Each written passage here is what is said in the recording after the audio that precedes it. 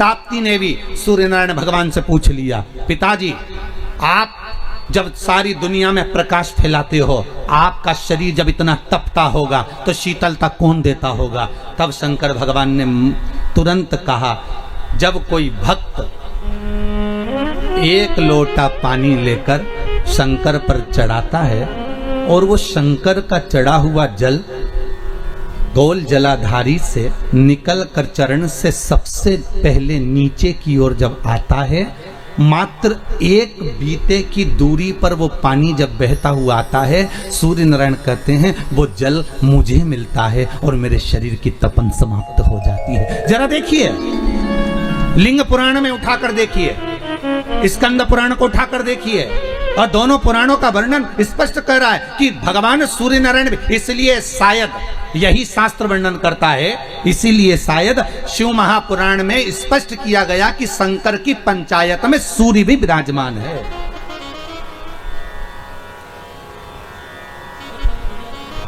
शंकर जी की पंचायत का मंदिर है क्या पांडे तारा में कहीं? शिव पंचायत का? अरे बोलो तो सही, शिव पंचायत का कोई मंदिर है? नहीं है। शिव परिवार का तो होगा पर पंचायत का नहीं होगा। पंचायत का मंदिर तो मुझे नहीं लगता कि प्रतापगढ़ में भी हो। शायद है प्रतापगढ़ में पंचायत का मंदिर, बहुत बढ़िया होना चाहिए, बहुत बहुत सुंदर बात। शिव पंचायत, पंचायत में कौन कौन होते हैं? शंकर, दुर्गा जी, सूर्य नारायण भगवान, भगवान नारायण और गणेश जी महाराज, बस ये पंचायत। और परिवार में कौन कौन होते हैं? पार्वती, कार्तिकेय, गणेश, शिव, नंदी, ये परिवार। शिव पंचायत में केवल 5, और शायद इसीलिए शिव महापुराण की कथा में जो पंचायत का महत्व कहा गया, उस पंचायत में सूर्य की भागीदारी जो कही गई है कि एक बीता। आपके यहाँ अगर कहीं पर आपने शिवलिंग का दर्शन करा होगा, ये शिवलिंग है, ये जलाधारी है, ये पानी निकलने का स्थान है। यहाँ से जहाँ से पानी नीचे गिर गया और गिरने के बाद जब एक बीते तक जाता है, उस एक बीते पर सूर्य नारायण भगवान का भाग चालू हो जाता है। एक बीते क्यों कहते हैं? जिसको चर्म रोग हो जाता है, जिसका शरीर सफेद पड़ गया, चमड़ी बेकार हो गई, काला पड़ गया, शरीर में कहीं चट्टे पड़ गए, कहीं शरीर में दाने पड़ गए, पूरा चेहरा बेकार हो गया, पूरा शरीर बेकार हो गया, तो क्यों कहते हैं कि एक बीता जब पानी बह जाए, उस बहे पानी को हाथ का लेपन कर कर शरीर पर लगा लिया जाता है, शरीर ठीक होने लगता है, सूर्य का भाग वहां से चालू हो जाए।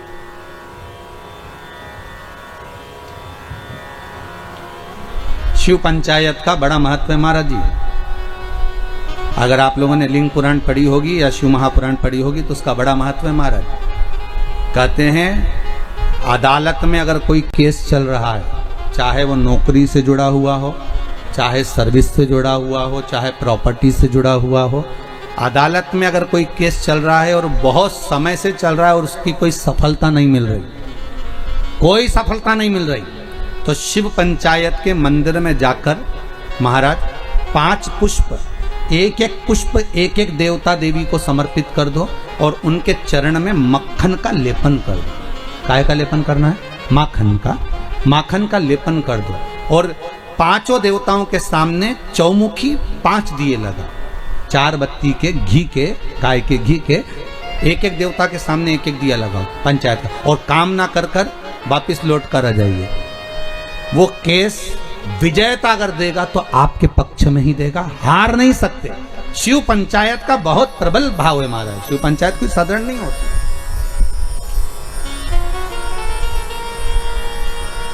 कोई लड़का लड़की का विवाह हुआ हो, तलाक हो गया हो, दूसरी बार शादी नहीं हो रही हो, बहुत परेशान हो गए और विवाह नहीं जम रहा हो, तो शिव पंचायत के मंदिर में बैठकर 5 देवताओं पर जल और उस जल में चंदन मिलाकर चढ़ाया जाता है महाराज।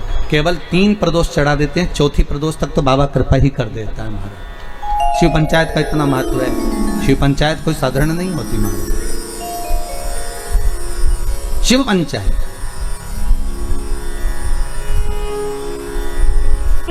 जिसकी कमर का गुरिया खसक गया हो,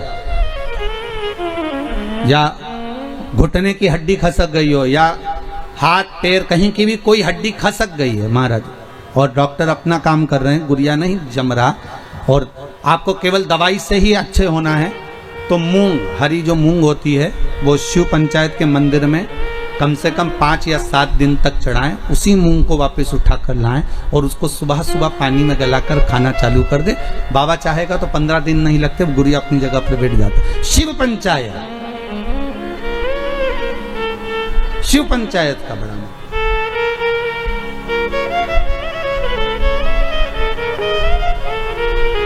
सहज नहीं है शिव पंचायत। तो भगवान शंकर की कथा कह रही है।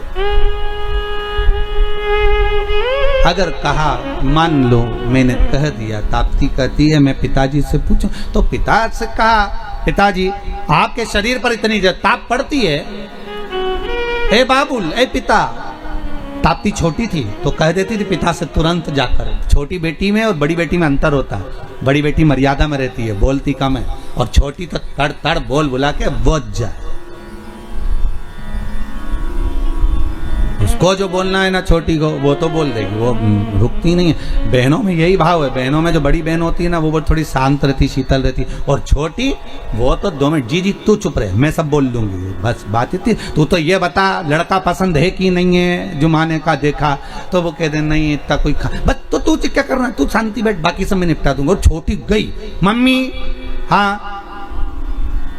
तुम जीजी की शादी जहां कर रही हो ना, अच्छा नहीं लग रहा है, बताओ। वो बड़ी नहीं बोल पाई, इसने जाके बोल दिया और सबके सामने बोल दिया। ले तो दूल्हा भी मैं बैठा था, बापड़े ने सोचा चलो वापिस चलो क्या करे, जब यही बोल रही थी तब छोटी छोटी बोलती नहीं,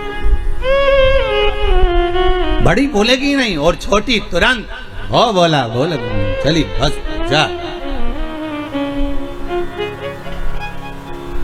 अच्छा शादी ब्याह में भी बहुत ध्यान रखना पड़ता, बड़ी बहन की शादी कैसे भी कर दो, पर छोटी की में अगर जरा सी कमी रह जाए ना तो बोले बिना नहीं रहती। हाँ इतना था तो भी तो अच्छे से नहीं करी, बस बताओ। छोटी छोटी होती है, हम तो कहते छोटी खोटी भी होती है, छोटे खोटे बहुत उद्यमी भी रहते, बोलने में भी एकदम फटाक, जो बोलना है बोल दिया। ताप्ती ने कह दिया पिताजी आपसे बस केवल इतना कहना है कि आपको वो शीतलता, जब आपका शरीर इतनी तपन देता है, आपका शरीर इतना प्रकाश देता है, तो आपको वो शीतलता कहाँ से मिलती है? तो भगवान सूर्य नारायण कहते, भास्कर देव कहते हैं, जब कोई शंकर पर 1 लोटा पानी चढ़ाता है, उसका चढ़ाया हुआ जल जब मुझे प्राप्त होता है तो मुझे उसमें शीतलता का अनुभव हो जाता है। अब विचार करिए, कई किसी ने हमसे पूछा भी है कि हम सूर्य नारायण भगवान को अर्घ दें और कभी कभी नहीं दें, और हम शंकर के मंदिर में जाके पानी चढ़ाते हैं, तो उससे सूर्य नारायण भगवान को फल प्राप्त होता है क्या? क्यों नहीं होता? आप अगर शंकर को जल चढ़ा रहे हो तो ब्रह्मा को भी जल चढ़ गया, शिव को जल चढ़ाया तो भगवान विष्णु को भी जल चढ़ गया, शिव को जल चढ़ाया तो जगदम्बा को भी जल चढ़ गया, शंकर को जल चढ़ाया तो गणेश जी को भी जल चढ़ गया, शंकर को अगर जल चढ़ाया तो कार्तिकेय को भी जल चढ़ गया, और शिव को अगर जल चढ़ाया तो 33 कोटि देवता, जहां से पानी बहता है वहां तक 33 कोटि देवता विराजमान होते हैं। इसलिए शंकर का जल लांगा नहीं जाता, वहां 33 कोटि देवता विराजमान होते हैं, सबको जल का भाग मिल गया। एक साधे सब सधे, एक जगह खोदे जाओ पानी तो निकले, खोदो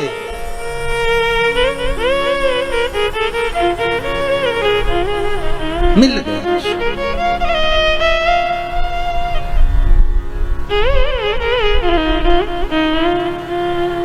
ताप्ती ने सुन लिया, जीजी पिताजी को शंकर जी से भाग प्राप्त होता है, इसलिए तपन नहीं होता। मैं तुझे एक बात कहूं, तू ठाकुर जी को बाद में भजना, कन्हैया को बाद में प्राप्त करना, सांवरिया की तू बाद में हो जाना।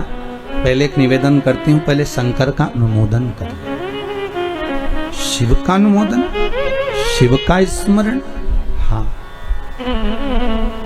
शंकर का स्मरण, हाँ।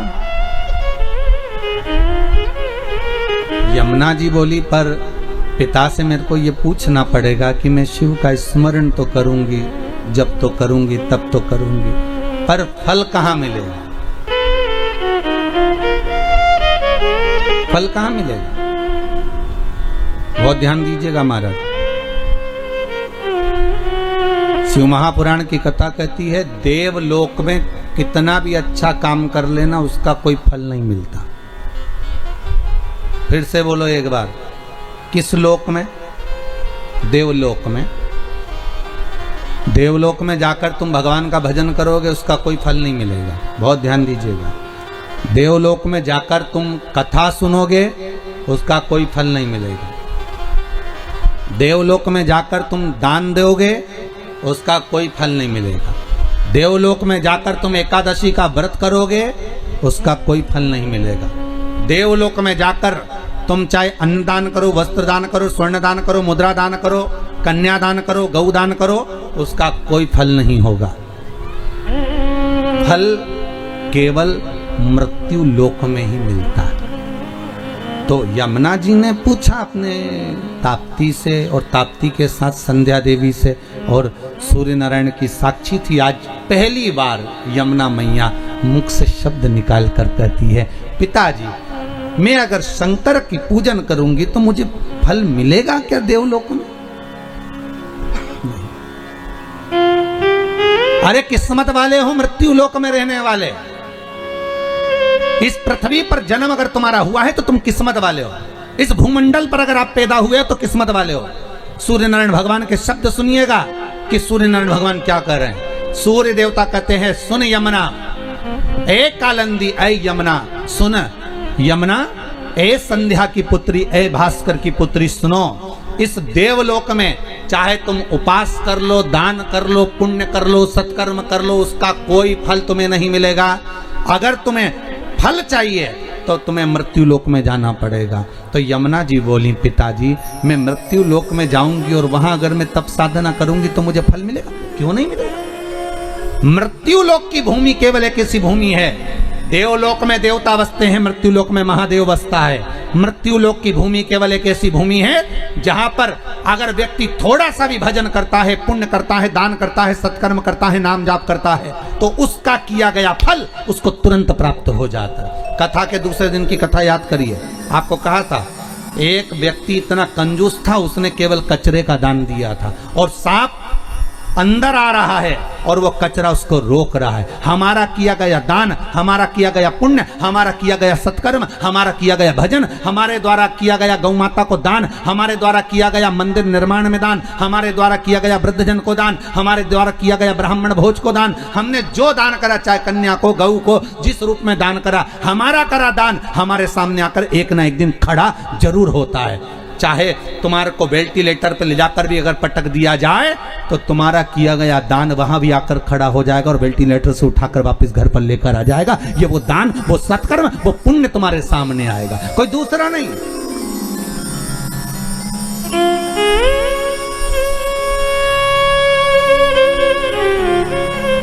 कोई पुण्य होगा।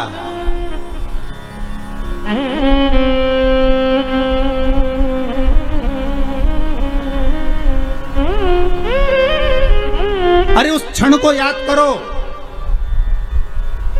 जो जिस चीज का दान करता है उसके सामने आ जाता है। जो जिस चीज का दान करता है। गरुड़ पुराण का एक एक संवाद याद करो कि हो सकता है हमारे द्वारा हम मकान बना रहे हो, कोई पेड़ काट दिया हो, कोई वृक्ष निकाल दिया हो, अपनी जगह बनाने के चक्कर में, अपना सुख देखने के चक्कर में ना जाने उस ऑक्सीजन को हमने रोक दिया हो। तो आज हो सकता है ऑक्सीजन हमारे तक नहीं पहुंच पा रही है। खुद के भी तो कर्म भाव को फिर स्मरण किया जाए कि हो सकता है, तो भगवान से क्षमा मांगो, याचना करो उसके आगे कि हो सकता है मैंने पूर्व में कोई गलती करी होगी, पर मेरे नाथ हे शंभु, हे त्रिकालदर्शी, हे कैलाशी, हे विनाशी, कुछ ऐसी कृपा कर दे कि अब वो गलती नहीं करूंगा। हो गया, मेरे से गलती हो गई थी, मैंने हो सकता है पीपल का वृक्ष कटवाया हो, बेलपत्री का वृक्ष कटवाया हो, और भी आम के पौधे, ना जाने कितने बगीचे कटवाए होंगे। जब मैंने कॉलोनी काटी होगी, जब मैंने प्रॉपर्टी बनाई होगी, जब मैंने कुछ निर्माण करा होगा, ना जाने कितने ऑक्सीजन देने वाले इन वृक्षों को काटा होगा, तो उसका भाग हो सकता है मेरे कर्म में लिखा होगा, पर आज क्षमा मांगता हूं कि अब नहीं होगा। उस परमात्मा से भले पलंग पर पड़े हो पर क्षमा याचना कर लो, उससे मांगो क्षमा। वो पिता है और बाप हमेशा अपने बच्चे को माफ कर देता है, ये पक्का है। हो सकता है गलती हुई होगी तो मेरा शंभु, मेरा त्रिकालदर्शी, मेरा कैलाशी क्षमा भी कर दे।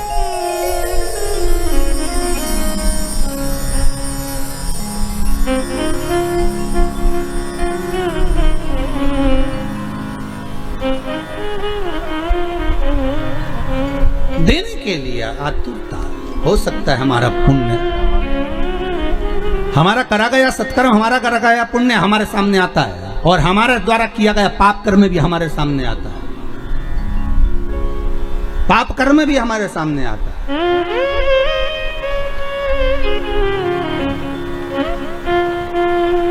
फिर निवेदन करूंगा, मत बुरे कर्म कर बंदे, वरना पछताएगा। भगवान की आंखों से तू बच नहीं पाएगा, तू बच नहीं पाएगा।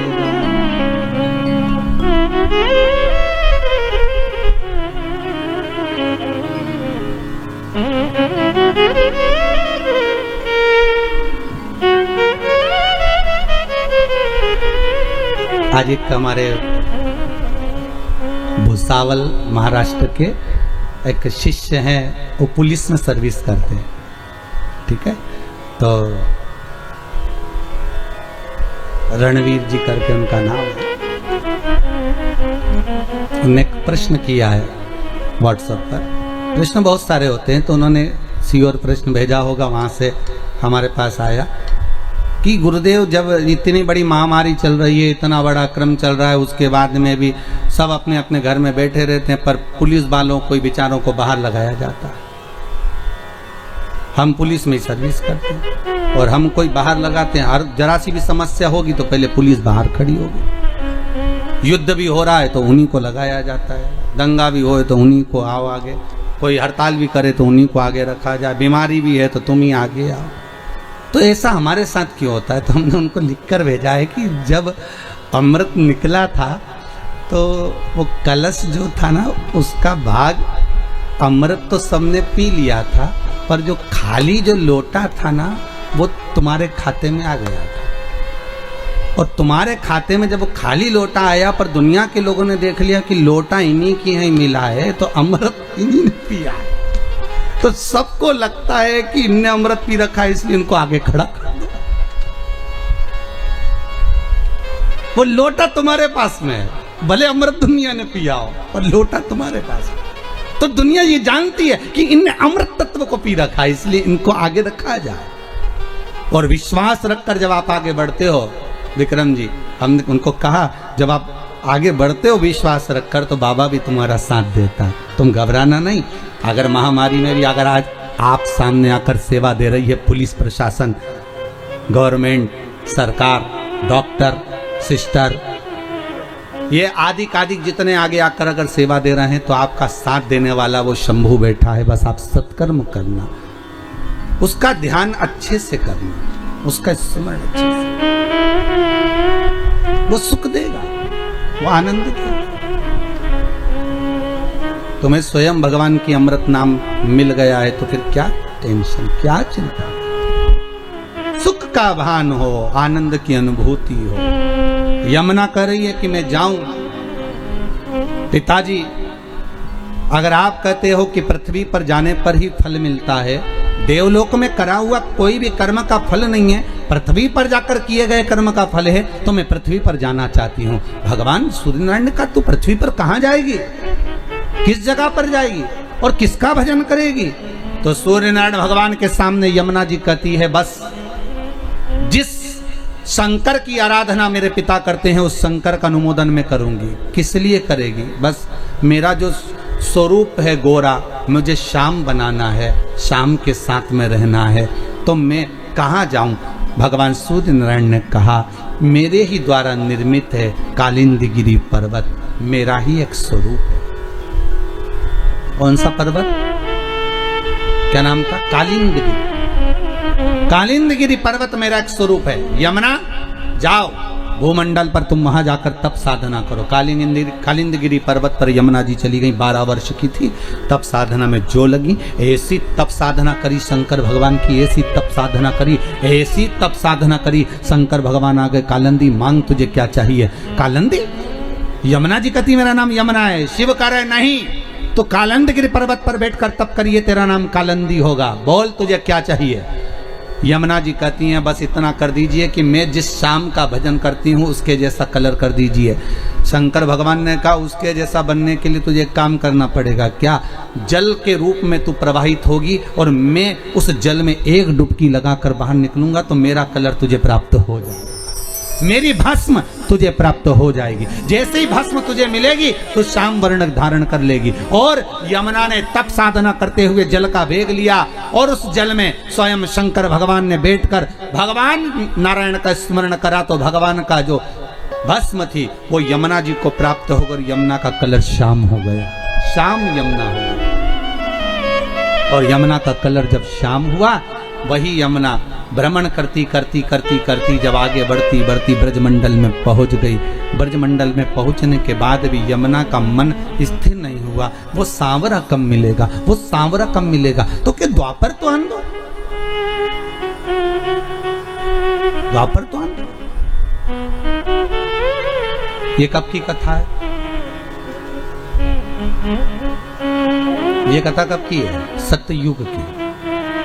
अभी आने वाला त्रेता फिर आएगा द्वापर, द्वापर तो आन दो।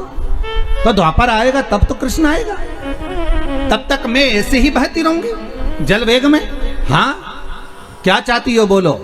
तो कहा जिस ब्रजमंडल में मेरा सांवरा, मेरा सांवरिया, मेरा कृष्ण प्रगटेगा उस ब्रजमंडल में मेरा एक महल बनवा दो, मेरे ही जल के ऊपर, मैं उसमें बैठकर साधना करूंगा।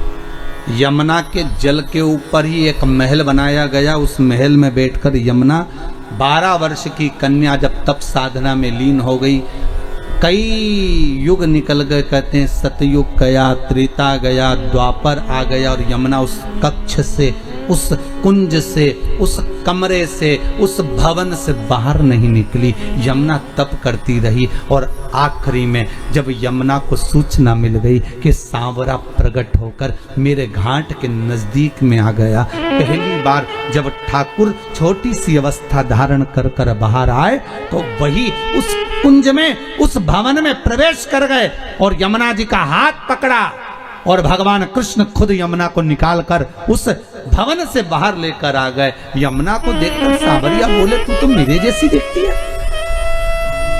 मेरा स्वरूप तुझे मिला, तू मेरे जैसी दिखती है। यमुना चरण पकड़ लेती है, कहती है नाथ बस मैं आपकी ही होना चाहती हूं।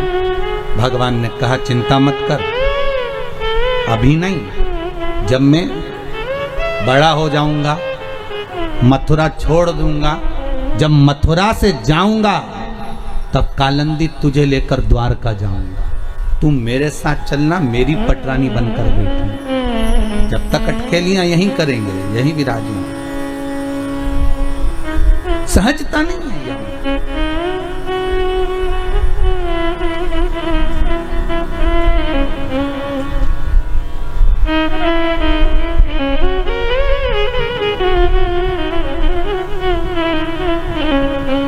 धन्य है माया, धन्य है वो सूर्यनारायण भगवान की डीकरी, धन्य है वो सूर्यनारायण भगवान की बेटी, धन्य।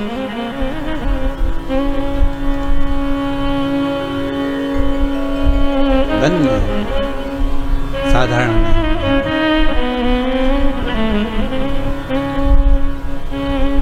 भगवान की अविरल भक्ति का स्वरूप है। आज भगवत स्मरण का जो सुख का भाग कहा गया वो साधारण नहीं हो सकता। शिव महापुराण की कथा कहती है भगवान शंकर का चरित्र वर्णन करता है। कल कथा जो चल रही थी उसमें अपन ने एक व्याख्यान सुना था मंथन का। उस मंथन में विष निकला तो शिव को मिला,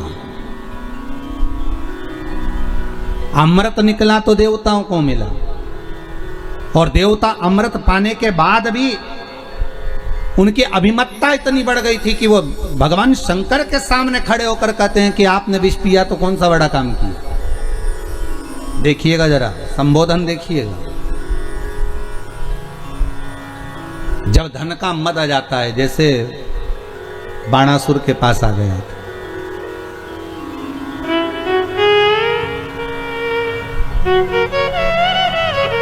कितना तप करा था बाणासुर ने, बहुत साधना करी। और बाणासुर ने जब तप करा, तप करने के बाद बाणासुर के पास में जब बहुत तप बाणासुर ने कर लिया, शंकर जी प्रकट हो गए, मांगो तुम्हें क्या चाहिए, क्या चाहते हो तुम, क्या मांग रहे हो, क्या दें हम तुमको, बोलो क्या प्रदान किया जाए, हम तुम्हें क्या दे सकते हैं, बोलो।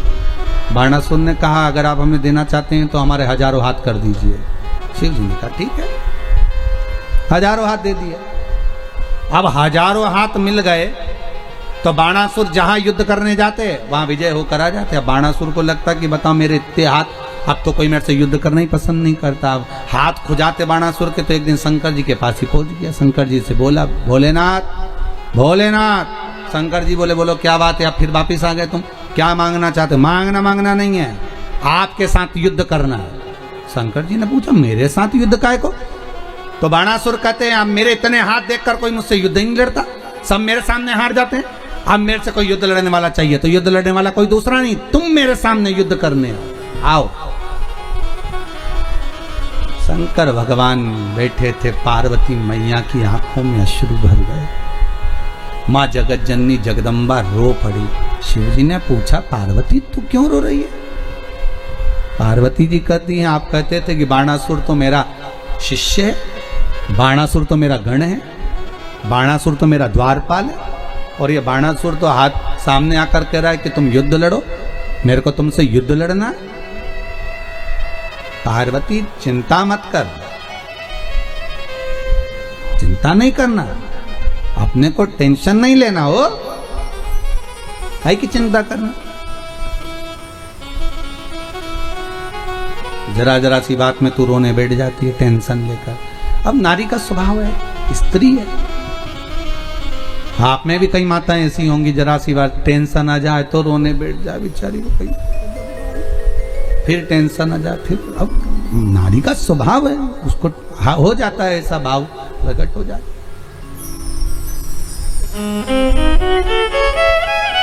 हो गए। क्यों रो रही है? बस आप जान तो रहे हो प्रभु कि वो बाणासुर आपको ललकार रहा है, तो ललकारने दे, तो क्यों चिंता करती है? बाणासुर ने फिर आवाज लगाई, ए भोलेनाथ क्या मुझसे डर गए? शंकर भगवान बाहर नहीं निकले तो स्वयं भगवान विष्णु को क्रोध आ गया, और भगवान विष्णु आकर भगवान शंकर से कहने लगे आप इससे भय खा रहे हो, आप इससे डर रहे हो? शिव जी बोले मैं इससे डर नहीं रहा, मैं इससे भय नहीं खा रहा हूं, मैं डरा नहीं हूं इससे, हो मैं डर नहीं रहा हूं इससे। तो फिर आप युद्ध करने क्यों नहीं जाते? जाओ युद्ध करने के लिए। शंकर भगवान बोले बात इतनी सी है कि अगर जिस बेटे को मैंने एक महल बनाकर दिया, उस बेटे के महल को बाप कैसे तोड़ सकता है? अरे बोलो भाई, आप लोग भी तो कथा सुन रहे हो तो स्मरण करते होगे, आपको ध्यान में होगा, पिताजी बेटे का मकान बनवाए और बेटा लड़ाई कर ले, झगड़ा कर ले, तो क्या बाप बेटे का मकान तोड़वा देगा? अरे बोलो जम के, तोड़वाएगा नहीं, माँ मना कर देगी, रहने दो, काय को तोड़वा रहे हो, अब हो गया, झगड़ा कर लिया, कर लेने दो, औलाद तो अपनी है, बेटा तो अपना है, संतान तो अपनी। पूत कपूत सुने हैं परना माता सुनी कुमाता, कह दिया उसने, कह दे दो, कह दिया ना, कह दे दो। भगवान विष्णु कह रहे हैं तो आप उससे डर रहे हो? नहीं नहीं, डरने वाली बात नहीं है, तो फिर क्या चाहते हो? शंकर भगवान बोले 1000 हाथ मैंने दिए हैं, और अगर मैं ही काटूंगा तो दुनिया के लोग क्या कहेंगे कि भगवान ने दे भी दिया और काट भी दिया। शंकर जी बोले मैं नहीं काटूंगा, तो फिर कुछ तो करो। भगवान शंकर बोले हम क्या करें, अब जो कुछ करोगे आप करोगे, हाथ हमने दिए, काट तुम दो। भगवान विष्णु बोले मैं काटू? हाँ। तो भगवान विष्णु ने पूछा वो कैसे? शंकर भगवान ने कहा द्वापर में जब ये आप कृष्ण बनकर जाओगे, बाणासुर की कन्या का प्रसंग जब आएगा तब इसके हाथों को, भुजाओं को आप काट काट कर गिराना। आखिरी में अगर हाथ कट गए और यह बाणासुर जब मेरे चरणों में आ जाएगा तो वचन देता हूं कि बच जाएगा, और अगर यह बाणासुर तब भी मेरे चरणों में नहीं आया तो फिर मरी जाएगा। और उठाओ भागवत जी को। बाणासुर की कन्या उषा चित्रलेखा को अपना मन की बात कहती है और चित्रलेखा चित्र बनाती है।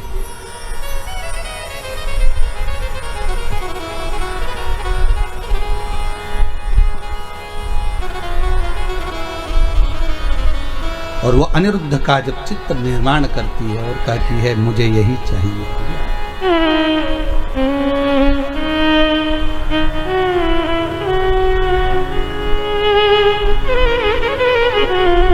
बंदी बनाया जाता है भगवान कृष्ण के पोते को,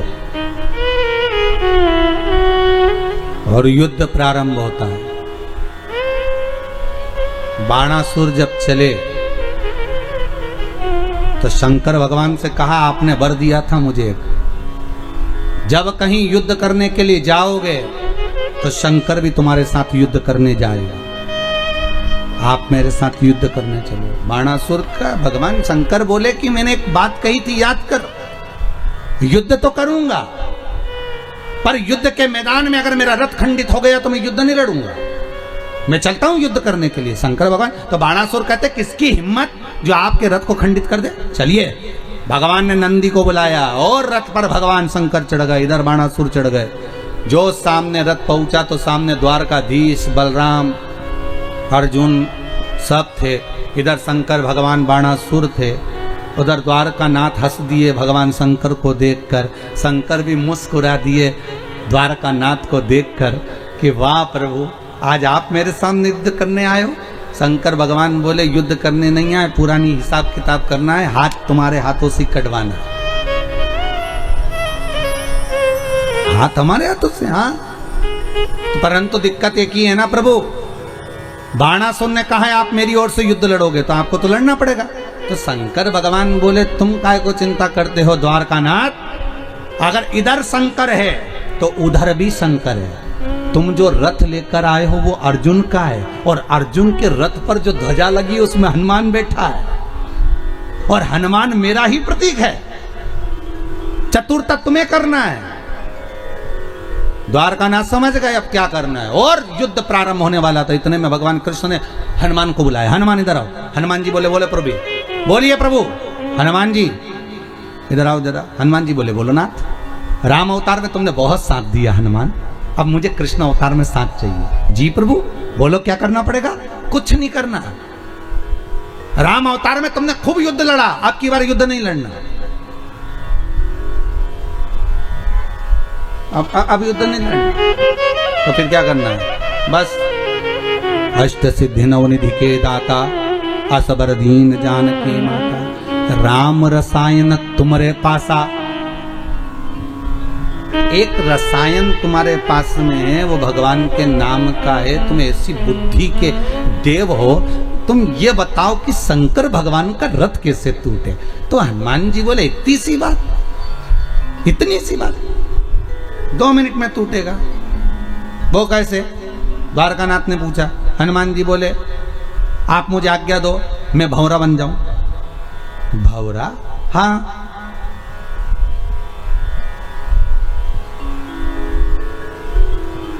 मैं भंवरा बन जाऊं, आप कह दो मैं बन जाऊंगा, और भंवरा बनकर जाऊंगा। शंकर भगवान का जो पहिया है रथ का, उसमें जहां कीला लगा है उस कीले के अंदर घुस जाऊंगा, कीले की पिन को धीरे धीरे धीरे धीरे कर कर निकाल दूंगा, और कीले की पिन जैसी निकलेगी और शंकर जी रथ दौड़ाएंगे, पहिया टूट जाएगा, रथ खंडित, शंकर जी युद्ध ही नहीं लड़ेंगे, खत्म काम। द्वारिका नाथ मुकुट को नीचे उतार कर बाल खुजाकर बोले राम जी ने तेरे को सही में अच्छे से ही रखा था, ये तेरे बराबर कोई विद्वान नहीं हो सकता, ये पक्का। गजब की विद्वत्ता है, गजब। कितने विद्वान थे हनुमान जी महाराज साहब, कितने विद्वान। राम जी पूछ रहे हैं रावण को मारते समय, हनुमान ये रावण को मैं बार बार बाण मार रहा हूं, पर हनुमान ये रावण मरता क्यों नहीं है।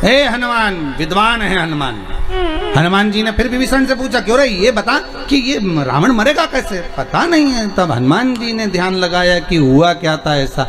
ब्रह्मा जी के पास गए, ब्रह्मा जी तुमने वर दिया था ना रावण को? हाँ, क्या वर दिया था? कि नाभि में अमृत सूखेगा और रावण मरेगा। तो वो तो मर ही नहीं रिया, हनुमान जी ने कहा।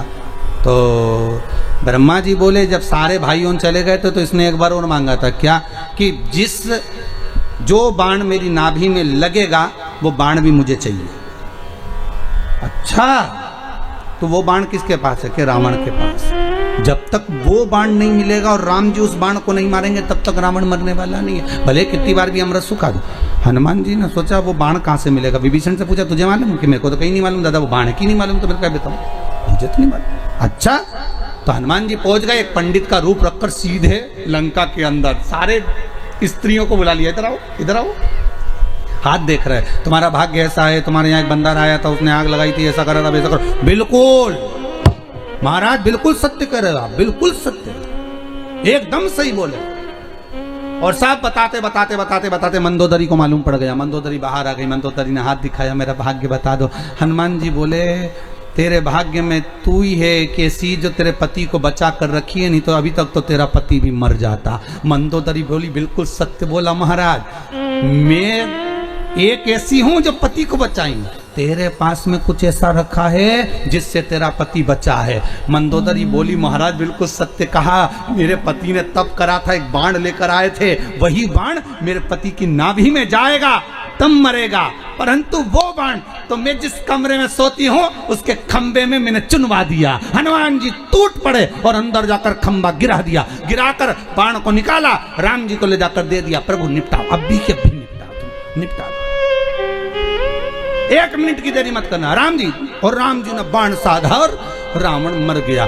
हनुमान जी जैसी बाण ला कर दिए, विभीषण तो चक्कर में पड़ गया। विभीषण बोले, ये बताओ राम जी, ये हनुमान है कि और कुछ है? राम जी बोले, जानते नहीं हो, शंकर का ये अवतार है, जो कोई नहीं जानता वो आंख बंद करके शंकर सब जानता। ये सबसे बड़ा ज्योतिषी, त्रिलोकी का नाथ। कितने लोग? त्रिलोकी का नाथ, त्रिकालदर्शी, कैलाशी, अविनाशी, शंभु, सबसे ऊपर बैठता है, सबसे ऊपर, सब देखते। हनुमान जी से कहा, जाओ भंवरे का रूप लगकर जाओ। हनुमान जी भंवरे का रूप रख कर गए और वो किले वाली जगह पर हनुमान जी भंवरा बन कर गए और किले को निकाल दिया। और इतने में बाणासुर बोला, आक्रमण। जैसे आक्रमण का तो पहिया टूट गया। शंकर जी बोले, हर हर महादेव, अब हम तो युद्ध लड़ेंगे नहीं, हम चले हमारे घर। बाणासुर बोले, तुम युद्ध नहीं लड़ोगे तो फिर कौन लड़ेगा? और युद्ध प्रारंभ होना था। बाणासुर ने तो इतने हाथ थे बाणासुर के, चरणों में पड़ गया शंकर भगवान के कि मैं समझ गया, आप मेरा अभिमान चूर करना चाहते थे नाथ, मैं समझ नहीं पाया था, ये हाथ मुझे अब नहीं चाहिए, आप ले लो, आपके हाथ। शिव जी बोले, हाथ भले तुम्हारे पास रखो पर अभिमान के शब्द मत बोलो। अहंकार में 3 गए, धन भय भवर वंश, ना मानो तो देख लो रावण कौरव कंस। ये तीनों अहंकार में चले गए। ये अभिमत्ता अगर मनुष्य के वृत्ति में रहेगी,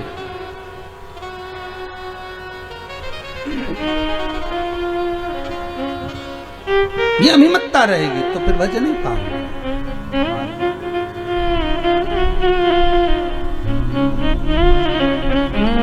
जीवन है तेरे हवाले ओ डमरू वाले, जीवन है तेरे हवाले ओ डमरू वाले, जीवन है तेरे हवाले ओ डमरू वाले, जीवन है तेरे हवाले ओ डमरू वाले, जीवन है तेरे हवाले ओ डमरू वाले, जीवन है तेरे हवाले ओ डमरू वाले, ओ मेरे डमरू वाले, ओ मेरे भोले वाले, ओ मेरे डमरू वाले, ओ मेरे भोले वाले, ओ मेरे डमरू वाले, ओ मेरे भोले वाले, ओ मेरे डमरू वाले, ओ मेरे भोले वाले।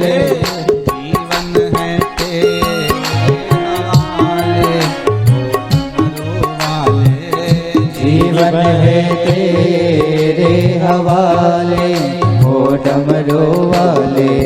जीवन है तेरे हवाले हो डमरू वाले। जीवन है तेरे हवाले हो डमरू वाले।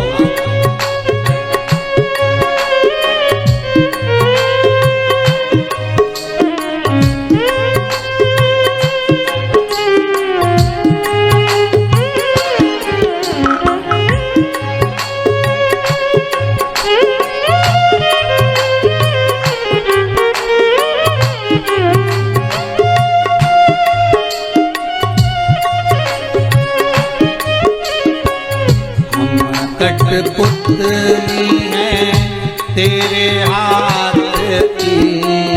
हम कठपुतली है तेरे हाथ की। हम कठपुतली हैं तेरे हाथ की। हम कठपुतली है तेरे हाथ की। चाहे तुझे से न चाले हो डमरू वाले। चाहे तुझे से न चाले हो डमरू वाले। जीवन है तेरे हवाले हो डमरू वाले। जीवन है तेरे हवाले हो डमरू वाले। ओ मेरे डमरू वाले ओ मेरे काशी वाले। ओ मेरे डमरू वाले ओ मेरे काशी वाले। ओ मेरे डमरू वाले ओ मेरे काशी वाले। ओ मेरे डमरू वाले ओ मेरे काशी वाले। जीवन है तेरे हवाले ओ डमरू वाले। जीवन है तेरे हवाले हो डमरू वाले।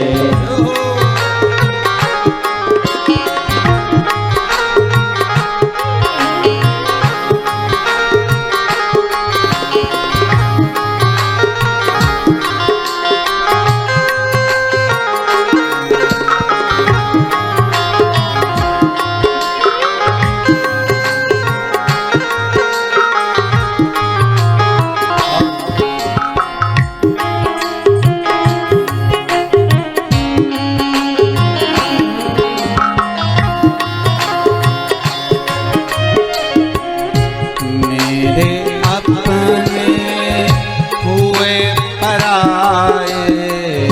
मेरे अपने हुए पराए।